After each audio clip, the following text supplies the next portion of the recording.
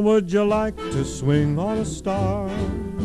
Carry moonbeams home in a jar and be better off than you are. Welcome to Unplugged Citizen Kane special. Directed and starred by... And produced by... And produced. And Awesome. written. Yeah, and co-written. Yeah, co-written, yeah. By... Screenplay co-written. Orson Welles. Orson Welles, yeah. Who also plays Charles Kane. Yeah. Citizen Kane. The main guy in the film, if you don't know. Fascinated by the whole filmmaking process, basically.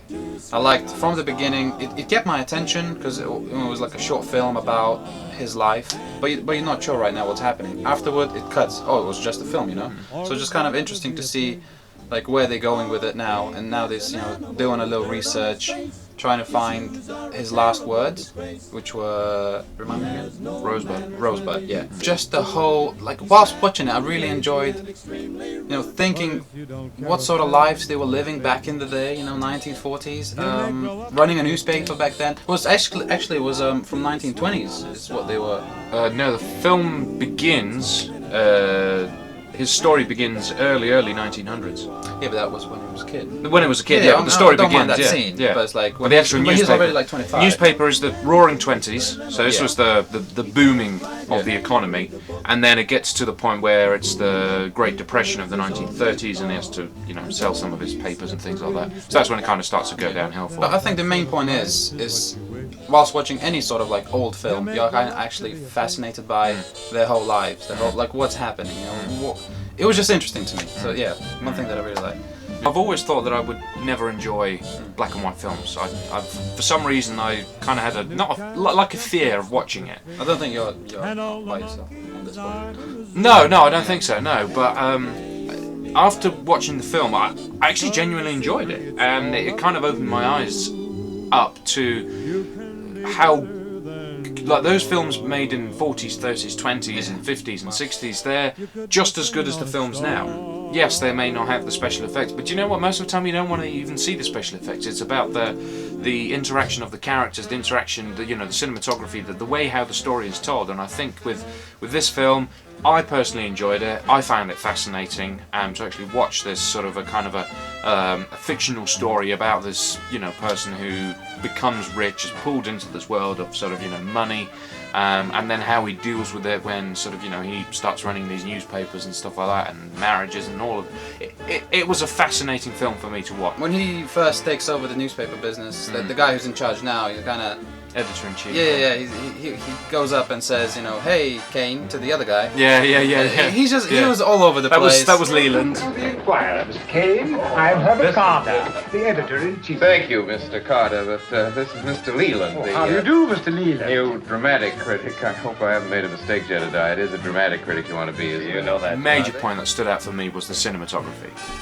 It was... Thinking of it, if it's a 1941 film. This is during the Second World War, so most of the world was not concerned with making films. They were concerned about, kind of fighting either side, or at least what's happening in Europe. Or at least, what's happening mostly in Europe, and it really stood out for me. I mean, I researched sort of some of the techniques they used. It wasn't necessarily that they pioneered these techniques within film, because some of these techniques have been tried in sort of 20s and sort of 30s and with different films, but there wasn't actually a film that took all of these different techniques like Dutch angles, deep focus, ceiling shots, sort of all these kinds of things that we kind of take for granted now. But when you think about it, in 1941 the cameras probably weighed as much as a person, if not more.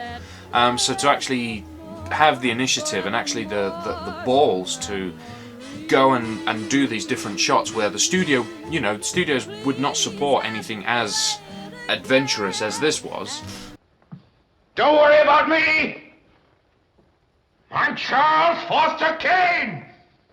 I'm no cheap, crooked politician. Actually create something that 75 years later we're still watching and we are enjoying it's a masterpiece. So just wanted to touch lastly on the ending itself.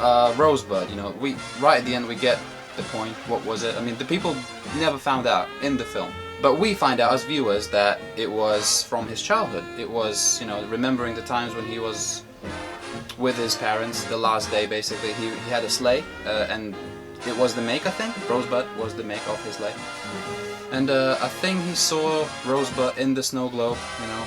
You saw the snow. Yeah. So he saw the snow, and it reminded him of back in the day. Because he wanted to leave a legacy. He wanted to prove something to everyone, to the people he was with, to the world.